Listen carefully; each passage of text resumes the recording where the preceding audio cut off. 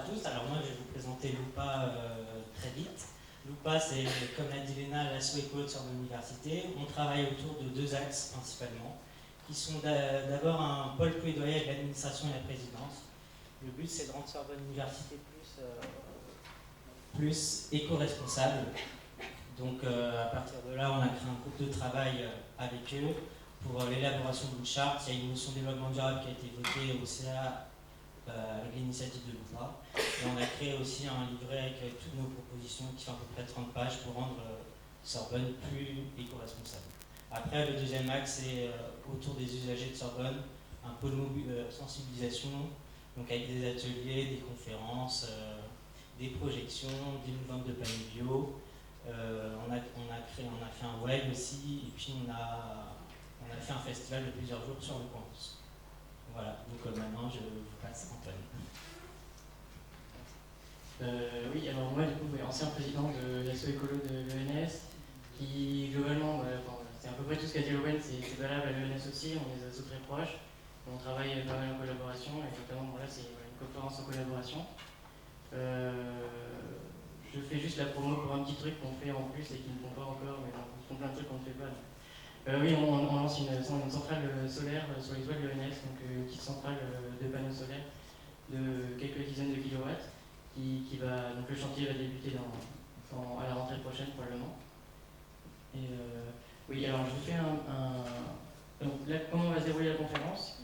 On va avoir une présentation d'environ 5 minutes du pacte finance climat et surtout des nouveautés du pacte finance climat, de l'actualité, où ça en est aujourd'hui, parce que beaucoup d'entre vous, j'imagine, ont entendu parler du pacte et il a été très médiatisé récemment.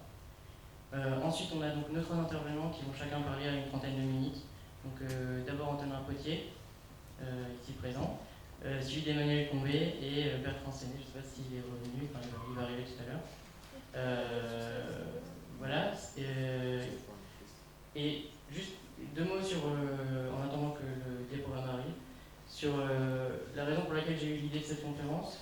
Si vous voulez, pendant longtemps, on a entendu vraiment une sorte d'écologie que je qualifierais de superficielle, c'est-à-dire on entendait parler des petits gestes à faire au quotidien, on entend parler des éco-citoyens, des éco-gestes, etc. On entendait parler des choses aussi absurdes que prendre des douches courtes, et en fait on se rendait compte qu'on avait on avait presque l'impression que tout était sous contrôle, le développement durable allait nous sauver, et finalement la croissance verte et l'innovation allaient pouvoir poursuivre à jamais ce qu'on faisait.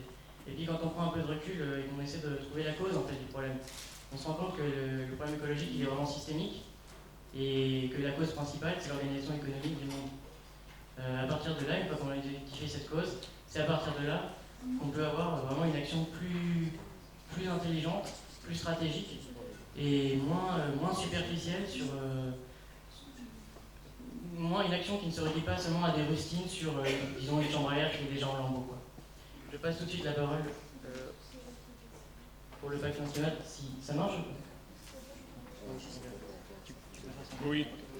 Bon, bonjour à toutes et à tous, Édouard Boin du pacte finance-climat. Alors, on a un petit souci, mais on va faire en live. Alors, vous êtes dans un lieu, vous êtes dans un mois où c'est la période des rattrapages. Donc, qui connaît le pacte finance-climat? Bon, tout cela, vous pouvez revenir dans 4 minutes, les autres, rattrapage. Donc, le pacte finance-climat, en fait, il est né il y a maintenant presque 2 ans, autour d'un homme qui est Jean Jouzel, le climatologue, ancien vice-président du GIEC, qui, par la limite d'âge, est sorti du GIEC. Et de sa posture de scientifique, il est devenu citoyen en disant « Ce que je sais aujourd'hui fait que je dois agir ». Et il s'est entouré de personnalités, dont donc l'économiste Pierre Larouturou, et ils se sont dit comment on peut très vite agir, puisque sur la trajectoire actuelle des émissions de gaz à effet de serre, pour la fin de ce siècle, nous disent les gens du GIEC, nous sommes sur une trajectoire à minima de 3,6 degrés à minima.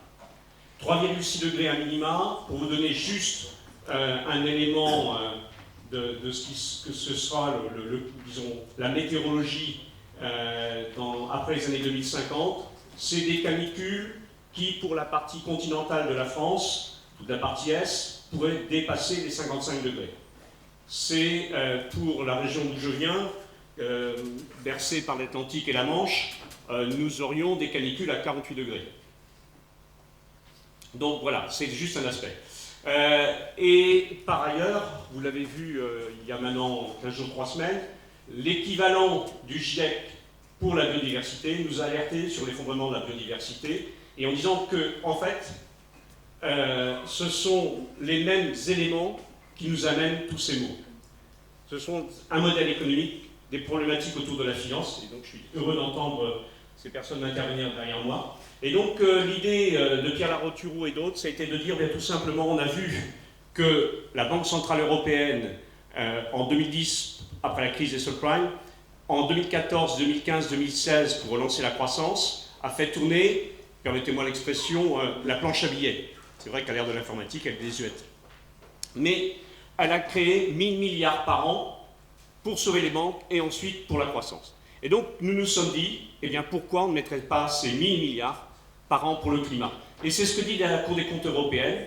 Aujourd'hui, pour qu'en 2030, on soit dans les objectifs de la COP 21, il nous faudrait injecter dans les déplacements, dans l'habitat, dans l'agriculture, dans la production énergétique, 1115 milliards pour l'Europe, par an.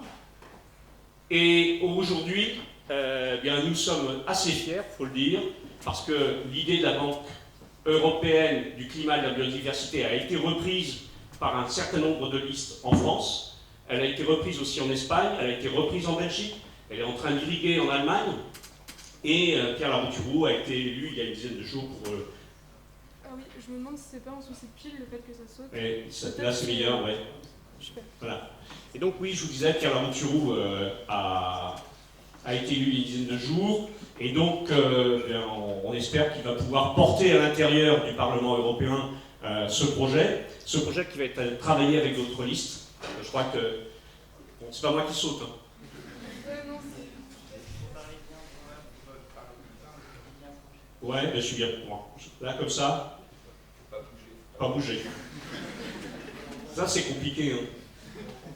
Bon, voilà. Et donc, notre actualité, elle est celle-là. C'est d'abord, je dois remercier ces jeunes parce que ça aussi, ça a été un élément très fort dans cette campagne européenne. Ce sont ces mouvements de jeunes qui se sont mobilisés pour le climat. Ce sont vous aussi qui êtes allés voter. On voit très bien comment les choses se sont passées sur les élections européennes, que ce soit ici en France, que ce soit aussi dans les pays scandinaves, la Belgique, la Hollande, l'Irlande, l'Allemagne. Donc merci à vous. Maintenant, voilà, l'idée, elle a infusé. Maintenant, il faut qu'elle prenne corps. Et on a besoin des gens de la matière, on a besoin des économistes pour nous aider à échafauder et à mettre un outil qui soit vraiment opérationnel et qui fasse consensus pour qu'il soit porté au niveau européen. Et on a besoin, donc là je dirais, d'une stratégie en tenaille, on est dedans, et il faut qu'autour, maintenant, nous citoyens, on pousse nos chefs de gouvernement et d'État à prendre cette orientation, puisque c'est eux qui vont avoir ça dans les mains, et notamment le 24 juin prochain. Donc il faut qu'on se mobilise pour la première rencontre de nos chefs d'État qui vont devoir choisir le futur responsable de la communauté européenne.